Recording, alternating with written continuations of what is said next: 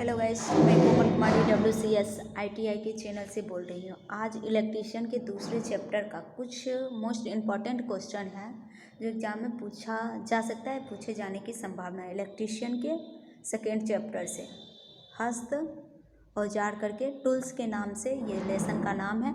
इसी से कुछ क्वेश्चन 10 या 15 क्वेश्चन मैं करवा रही हूँ। वो मोस्ट इम्पॉर्टेंट क्वेश्चन, उसी में से 1-2 क्वेश्चन आ जाएगा अगर टूल्स चैप्टर से आए तो। एक एक करके टूल्स के बारे में तो मैं वीडियो बनवा ही रही हूँ, राजेश सर से या अरविंद सर से। ये इलेक्ट्रीशियन के अरविंद सर और फिटर के राजेश सर से। आज का फर्स्ट क्वेश्चन आप लोगों का यह है कि हाथ के औजारों को डैश में नहीं रखना चाहिए। फर्स्ट क्वेश्चन क्या आता है? हाथ के औजारों को डैश में नहीं रखना चाहिए। फर्स्ट क्वेश्चन क्या है? हाथ के औजारों को डैश में नहीं रखना चाहिए। हाथ के औजारों को जेब में कभी भी नहीं रखना चाहिए। हाथ के औजारों को कभी भी जेब में नहीं रखना चाहिए। क्या कह रहा है क्वेश्चन? हाथ के औजारों को कभी जेब में नहीं रखना चाहिए। सेकेंड क्वेश्चन आपका आता है कि कार्यस्थल पर डैश की जानकारी कर लेनी चाहिए। कार्यस्थल पर डैश की जानकारी कर लेनी चाहिए, मतलब कहना हुआ मुख्य स्विच जो होता है उसकी जानकारी लेकर ही कार्यस्थल पर कार्य करना स्टार्ट करना चाहिए। कार्यस्थल पर डैश की जानकारी कर लेना चाहिए, मुख्य स्विच की जानकारी कर लेना चाहिए। थर्ड क्वेश्चन आता है बोल्ट कसने के लिए डैश का प्रयोग करना चाहिए।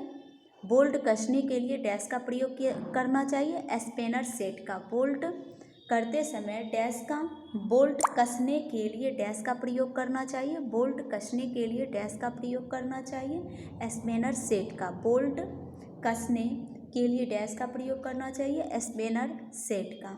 चौथा क्वेश्चन आता है पेच कसने हेतु डैश का प्रयोग में लाना चाहिए। पेच कसने हेतु डैश को प्रयोग में लाना चाहिए पेचकस का। पेच कसते टाइम डैश का प्रयोग में लाना चाहिए पेचकस का। पेच कसते टाइम डैश को प्रयोग में लाना चाहिए पेचकस का। अगला क्वेश्चन आता है तार को मोड़ने के लिए डैश का प्रयोग में लाना चाहिए। तार को मोड़ने के लिए किसको प्रयोग में लाना चाहिए? तार को मोड़ने के लिए डैश को प्रयोग, तार को मोड़ने के लिए डैश को प्रयोग में लाना चाहिए कम्युनिकेशन का आगे का सिरा होना चाहिए। कम्युनिकेशन मतलब जो ऊपर में तार का जो किया होता रहता है, वायर में जो किया रहता है उसी को कहता है कॉम्बिनेशन का आगे का सिरा। तार को मोड़ने के लिए, फिर से सुनिए, तार को मोड़ने के लिए कॉम्बिनेशन के आगे के सिरा का प्रयोग में लाना चाहिए। तार को मोड़ने के लिए कॉम्बिनेशन का आगे का सिरा प्रयोग में लाना चाहिए। अगला क्वेश्चन चादर काटने के लिए डैश का प्रयोग में लाना चाहिए स्नीव का। स्नीव एक टूल्स होता है। चादर काटने के लिए डैश का प्रयोग में लाना चाहिए स्नीव का। अगला क्वेश्चन आता है वायरिंग निकालने हेतु डैश का प्रयोग में लेते हैं। वायरिंग निकालने हेतु डैश को प्रयोग में लेते हैं वायरिंग पुलर का। वायरिंग करते समय डैश को प्रयोग में लेते हैं वायरिंग पुलर का। अगला क्वेश्चन आता है टेनस सॉ का प्रयोग डैश में किया जाता है लकड़ी काटने के टाइम।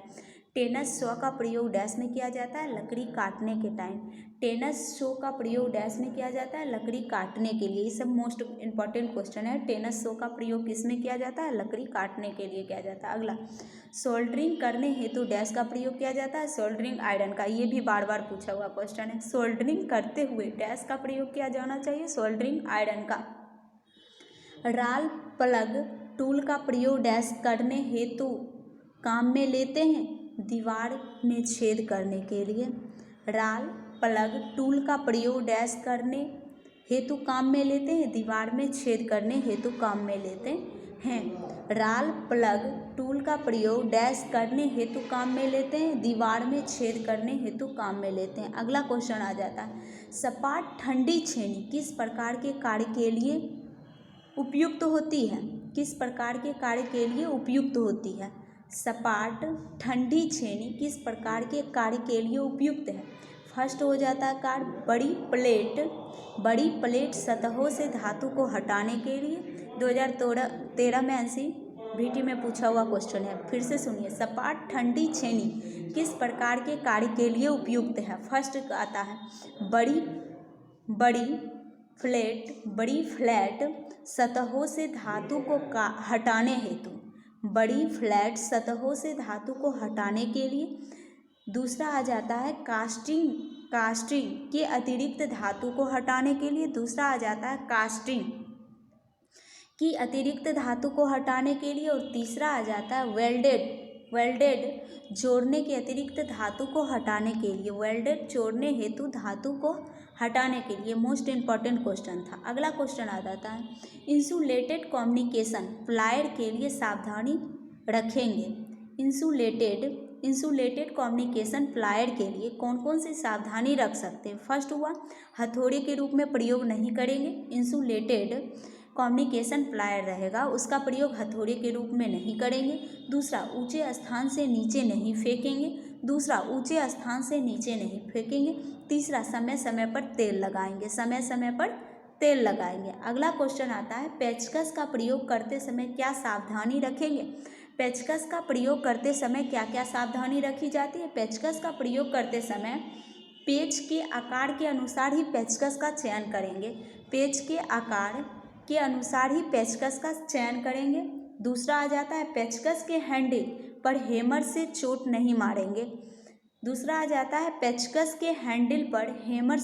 नहीं मारेंगे। और तीसरा आ जाता है इसका प्रयोग चौरसी के स्थान पर नहीं करेंगे, मतलब जहाँ चौड़ा स्थान रहेगा वहाँ पर डायरेक्ट पेचकस का प्रयोग हम नहीं कर सकते हैं। अगला क्वेश्चन आता है हैमर को काम में लेते समय क्या सावधानी रखेंगे। हैंडल के आखिरी छोर को हाथ में पकड़ेंगे। हैमर को जब काम के समय प्रयोग में लेंगे उस टाइम क्या सावधानी हमको रखना पड़ेगा कि हैंडल के आखिरी छोर को हाथ में पकड़ेंगे। हैमर के जो हैंडल के आखिरी छोर रहेगा उसको हाथ से पकड़ेंगे। अगला क्वेश्चन आता है हैंड ड्रिल मशीन के लिए क्या सावधानी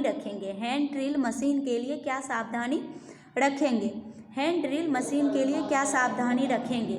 फर्स्ट आ जाता है ड्रिल बिट जो मुंह से अच्छी तरह कसेंगे। ड्रिल बिट जो होता है उसका मुंह जो होता है ड्रिल बिट जो का उसको अच्छी तरह से कसेंगे। और मशीन को चलाते समय हैंडल को सीधा दबाएंगे। और तीसरा आता है धातुओं की चादर में छेद करने से पहले सेंटर पंच से निशान लगाएंगे। तीसरा क्या होता है धातु की चादर से छेद करने से पहले सेंटर के पंच से निशान लगाएंगे। आज का टॉपिक मैं यहीं पे समाप्त करती हूँ। आज के लिए जो मोस्ट इम्पॉर्टेंट क्वेश्चन था आप लोगों का इलेक्ट्रीशियन के दूसरा लेसन का टूल्स का वो मैंने करवा दिया। जो पूछा गया है या पूछे जाने की संभावना है प्लीज़ मेरे चैनल को शेयर और सब्सक्राइब करें ताकि जल्दी मेरे चैनल का मोनेटाइजेशन हो सके। और मैं सुबह इलेक्ट्रीशियन तो अरविंद सर से थ्योरी करवा दिया करूँगी, उसके बाद फिटर राजेश सर से थ्योरी करवा दिया करूँगी। और WCS का क्लास हर संडे को कोशिश करेंगे आधा घंटा का क्लास हम दे पाएँ, लेकिन अभी तो मेरे चैनल का मोनेटाइजेशन नहीं हो पाया जिसके कारण ज़्यादा टाइम लग पाता है। तो इसीलिए हम 15 मिनट का फिर भी वीडियो अगला दिन WCS workshop of calculation and science का मैं दिलवा दूँगा। आप लोग से यही उम्मीद करते हैं कि आप लोग ज़्यादा से ज़्यादा मेरे चैनल को शेयर और सब्सक्राइब करेंगे। थैंक्स।